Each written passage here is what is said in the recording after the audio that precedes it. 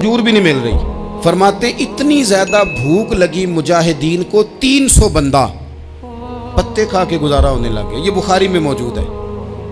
आप फरमाते हैं कि दरिया के किनारे हमारा पड़ाव था, ठहराव था।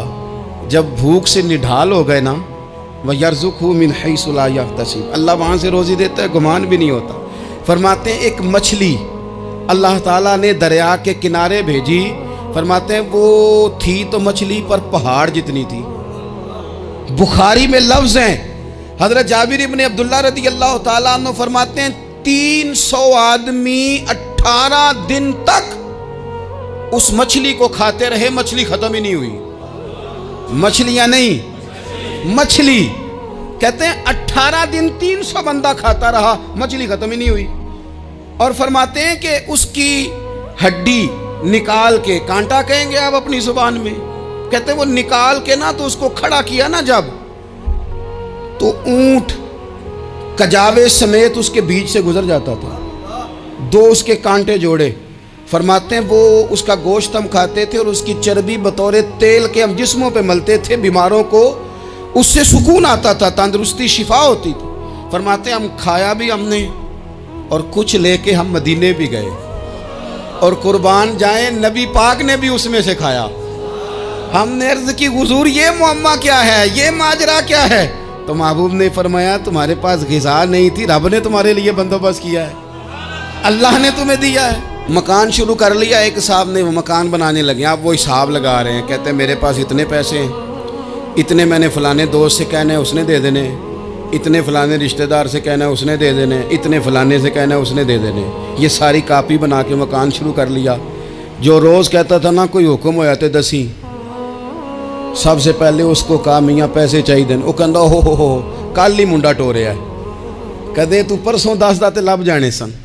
मैं आपको अपने तजर्बे की बात बता रहा हूँ। जिन लोगों का ख्याल होता है ना कि आप स्टार्ट करें फ़लाना काम, हम आपके साथ हैं, अल्लाह का ही कोई निज़ाम है, वो बिल्कुल भी नहीं साथ होते। लेकिन ऐसा नहीं है कि कोई साथ नहीं होता। अल्लाह ताला बड़े असबाब पैदा करता है, वहाँ से देता है जहाँ से गुमान भी। हमारा ये ज़हन बन जाता है हम सारी अपने हिसाब से चलते हैं, इतने रिश्तेदारों से, इतने कौन आपके साथ चलेगा, सवाल ही नहीं पैदा होता। ये सारे काम छोड़ के सबसे पहले 2 रखते पढ़ो, अपने रब की बारगाह में, रसूल कायनात की बारगाह में गुजारिशात और इस्तिगासे पेश करो, वहां से खैर तलब करो। दुनियादार क्या देंगे, क्या दे सकते हैं, क्या हैसियत होती है किसी। अल्लाह कहता है वहां से दूंगा। तो जो अल्लाह माल दे वो लेना चाहिए कि रिश्तेदारों का माल देखना चाहिए? जो अल्लाह दे वो लेना चाहिए कि सेठों नवाबों की जेबें देखनी चाहिए? जो अल्लाह दे वो कबूल करना चाहिए या देखना चाहिए कौन सा आदमी कहां पहुंच गया? छोड़ो, अपनी मट्टी पे चलने का सलीका सीखो।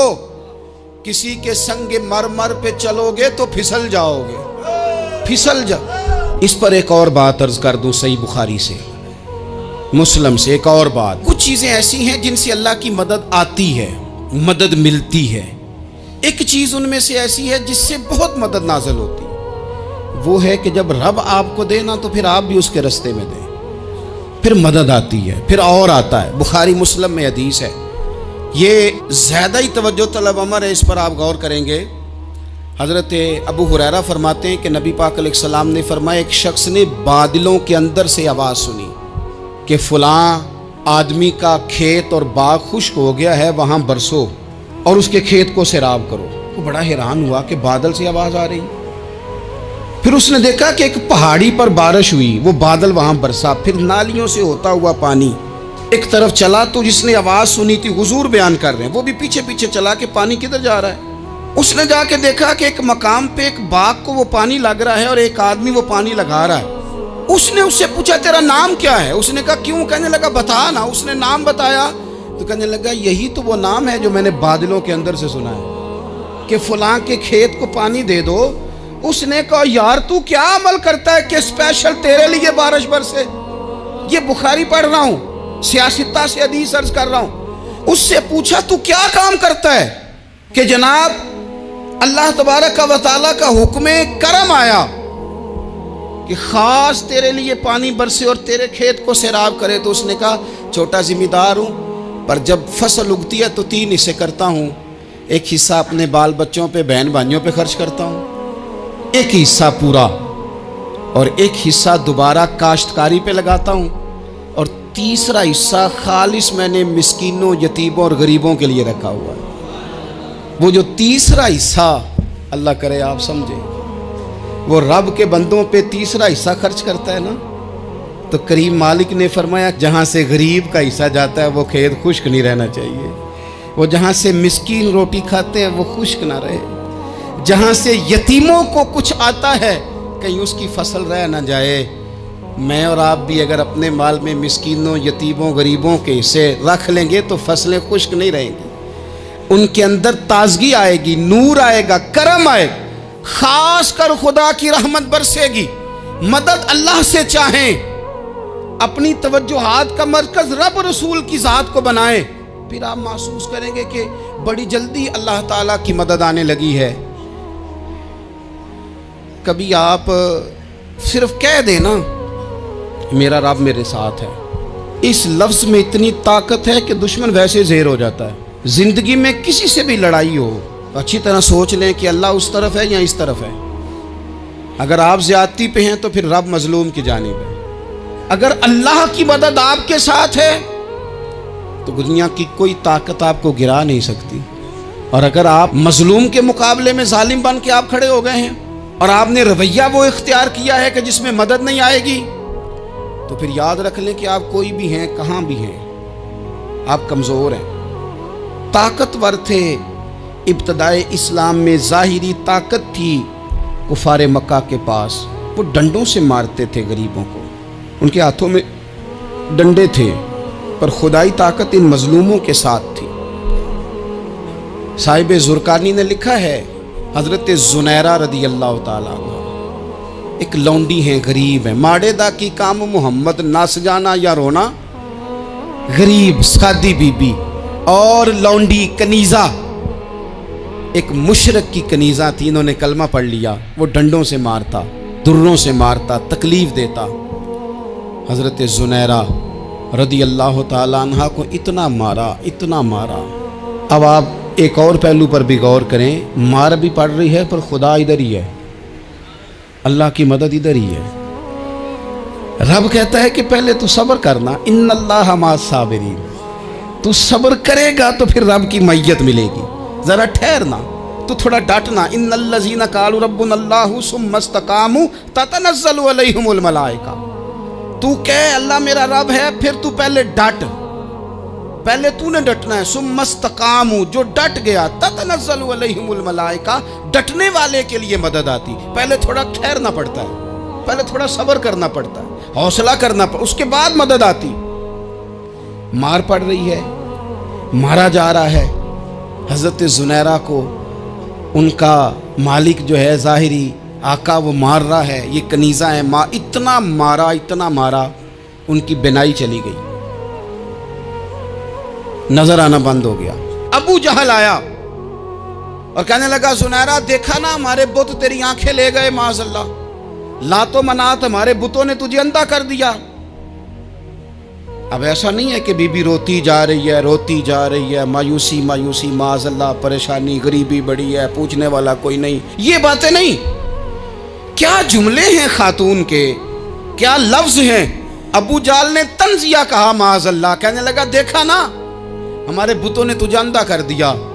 تو جناب زنیرہ آنکھوں کی بینائی گئی ہے، رات کو گئی ہے، دکھ ابھی تازہ ہے، لیکن اللہ پہ جو توکل ہے، اپنے مالک سے جو رشتہ ہے وہ اتنا مضبوط ہے، اتنا طاقتور ہے، اس میں اتنی گہرائی ہے کہ حضرت زنیرہ بول کے نا اتنی قوت سے بولی، اتنی طاقت سے بولی کہ پورے کفر پر لرزہ طاری ہو گیا۔ فرمانے لگی تمہارے بتوں کی کیا اوقات ہے کہ وہ میری بینائی لے جائیں، یہ میری رب کی حکمت کا تقاضا ہے۔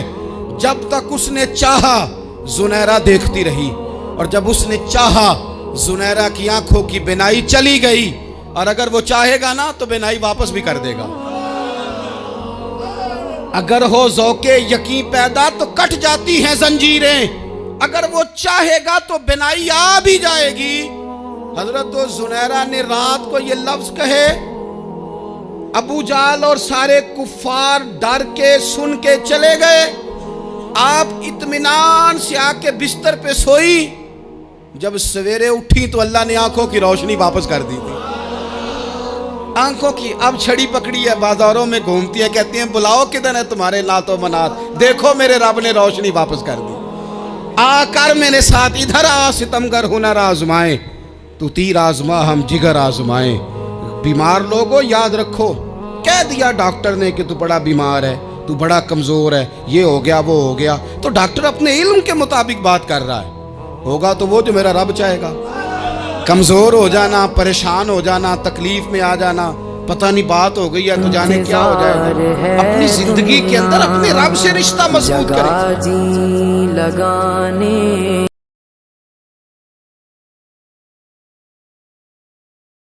رسول کائنات سے رشتہ مضبوط کریں، اللہ والوں سے رشتہ مضبوط کریں۔